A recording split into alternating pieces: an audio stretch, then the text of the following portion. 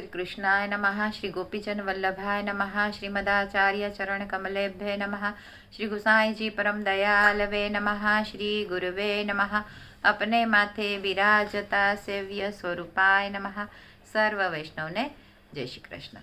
गत विडियोमां आपणे राधाजीनो उत्सव जोयो, राधाष्टमी। त्यार पछीनो उत्सव आवे छे दानलीला, એટલે કે ભાદરવા સુદ 11થી લઈને ભાદરવા વદ અમાસ પર્યંત આ 20 દિવસ દાનલીલા તરીકે આપણે ઉજવીએ છીએ. સાથે સાથે સાંજી લીલા પણ થતી હોય છે. તો જ્યારે વ્રજની બધી ગોપિકાઓ મથુરા દહીં માખણ વેચવા જતી ત્યારે માર્ગમાં પ્રભુ એમને રોકતા, એમનો માર્ગ રોકી લેતા અને એમની પાસેથી દાન માગતા. આ પ્રસંગને આપણે, અલૌકિક પ્રસંગને આપણે ઉત્સવ તરીકે મનાવીએ છીએ. પણ એના પાછળનો ભાવ અને એના પાછળની કંઈક પ્રસંગ આ પુસ્તકમાંથી હું વાંચીને આપ બધા સાથે સાझा કરું છું. તો દાન એકાદશીને પરિવર્તિની એકાદશી પણ કહેવામાં આવે છે. દાન દેવાથી અને દાન આરોગવાથી દેહ પરિવર્તન થાય છે. અને આજે પ્રભુએ કરવટ એટલે કે પડખું ફેરવ્યું હતું, એટલા માટે પણ આનું નામ પરિવર્તિની એકાદશી પણ છે. તો દાન 3 પ્રકારના હોય છે: તામસ દાન, રાજસ દાન અને સાત્વિક દાન. એટલે હઠપૂર્વક જબરજસ્તીથી કોઈ પાસેથી આપણે ફરજિયાત કે બેટા મારે આટલું ડોનેશન આપવું જ પડશે, આટલું દાન આપવું જ પડશે, એવી રીતે હઠપૂર્વક કરાવડાવીએ એ તામસ દાન કહેવાય. પછી પોતાની મોઠવાઈ બતાવવા માટે, નામ કરવા માટે આપેલું દાન એ રાજસ દાન કહેવાય. અને દીનતાપૂર્વક, અત્યંત સ્નેહથી અને વિનમ્રતાથી, અને કોઈને કાંઈ ખબર પણ ના પડે એવી રીતે કરેલું દાન એ સાત્વિક દાન કહેવાય છે. તો ભાદરવા સુદ 11થી દાનલીલાનો મનોરથ શરૂ થાય છે. એ 20 દિવસનો આ મનોરથ હોય છે.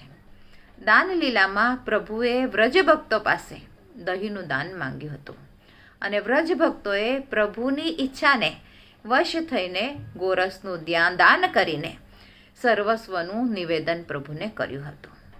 પછી હવે દાન એટલે શું? તો રૂઢ વ્યવહારમાં આપણે જોઈએ કે દાન એટલે કે દાન ટેક્સ, એટલે કે દાણ અને દાન આ બંને શબ્દોમાં વ્યવહારિક રીતે કોઈ ફેર નથી. બોલવામાં પણ આપણે ઘણી જગ્યાએ દાન લીલાનો જ ઉપયોગ કરતા હોય છે, દાન શબ્દ નથી બોલાતો. શ્રીમદ ભાગવતના 10મ સ્કંધમાં 5મા અધ્યાયમાં નંદરાયજીને કર આપવા મથુરા જવું પડતું હતું. આવો પ્રસંગ આવેલો છે. અને તેમાં નંદરાયજીની આસક્તિ જણાવવા માટે તેમણે કર આપવો તેવું સૂચવેલું છે. તે કર આપવાનો તેમનો છેલ્લો જ પ્રસંગ છે એમ મહાપ્રભુજી સુબોધિનીમાં સમજાવે છે. કારણ કે ભગવાન જ્યાં બિરાજતા હોય ત્યાં બીજાઓને કર આપવો યોગ્ય નથી. તેમજ ત્યારથી કર આપવા લેવા માટે ભગવાન પોતે જ છે. એટલે કંસને કર ન આપતા પોતે જ ભગવાન જ ગ્રહણ કરશે એવું સૂચન કરેલું છે. અને અત્યારે કરનો અર્થ ટેક્સ ગણાય છે. તે અર્થમાં નંદરાયજી મથુરા કંસના દરબારમાં ટેક્સ ભરવા પધાર્યા હતા. પ્રત્યક્ષ રીતે શ્રીમદ ભાગવતમાં તેમજ સુબોધનીજીમાં શ્રી મહાપ્રભુજીએ દાનલીલાનો ઉલ્લેખ કર્યો નથી, પરંતુ ઉપરના એક જ વાક્યથી દાનલીલા સમજાવી છે. આપણામાં પણ કહેવત છે ને કે બાંધી મુઠ્ઠી લાખની. અને હરિરાયજી પણ દાનલીલાના પદમાં સમજાવે છે, પ્રીતિ હિયમે રાખીએ પ્રકટ કીએ રસ જાય. એટલે મહાપ્રભુજી પણ પરોક્ષ પ્રિય છે. અને એટલે આપશ્રી આપણને પરોક્ષવાદીથી જ સમજાવે છે. રાસલીલા કરતાં વસંત અને દાન આ સંપૂર્ણ રસરૂપ લીલા છે. ઉપરાંત તેમાં ઉચ્છલિત રસ હોવાથી રસ છલકાઈ ન જાય તેથી શ્રી મહાપ્રભુજીએ દાનલીલા પરોક્ષ રીતે સમજાવી છે. દાનલીલા એ રસમય લીલા છે. પ્રભુ જાતે જ સામે ચાલીને માંગીને જીવની સર્વે વસ્તુ પોતે સ્વ ઈચ્છાએ ઉપભોગ કરવા ઈચ્છે છે એમ મહાપ્રભુજી આપણને સમજાવ્યું છે. આધ્યાત્મિક અર્થ આ દાનલીલા માટે નથી, પરંતુ દાનલીલા તો સ્વસ્વરૂપે કરેલી લીલા છે. દૃષ્ટાંત તરીકે આધ્યાત્મિક અર્થ કરેલો છે. તેવી કાલીય દમનની લીલા વિષય વાસનાનું દમન કરવાનું સમજાવવા માટે કરેલી છે. કાલિયાનું ચરિત્ર બોધાત્મક છે. આ ચરિત્રથી વિષય વાસનાનું દમન કરવું એ તે સમજાવે છે, જે આધ્યાત્મિક દ્રષ્ટિ છે.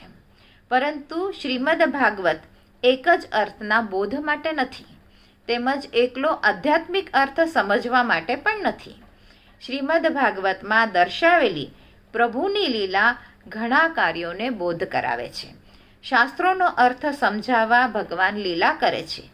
આ લીલા પ્રભુનું જ સામર્થ્ય છે, એટલે ભગવત સ્વરૂપે કરેલી પ્રકટ લીલા છે. સ્વ સ્વરૂપે કરેલી લીલા પૈકીની દાન લીલા છે. દાન લીલા ત્રિવિધ પ્રકારની અધિકારી છે: ઉત્તમ, મધ્યમ અને ન્યૂન અધિકારી.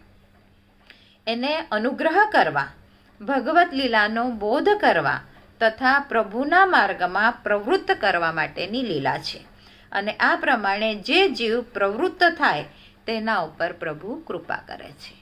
આના આગળનું વાંચન આપણે આવતા વિડીયોમાં કરીશું. આજ માટે આટલું જ. આજના મારા વચનોને પ્રભુ ચરણોમાં સમર્પિત કરું છું. કૃષ્ણાર્પણમસ્તુ.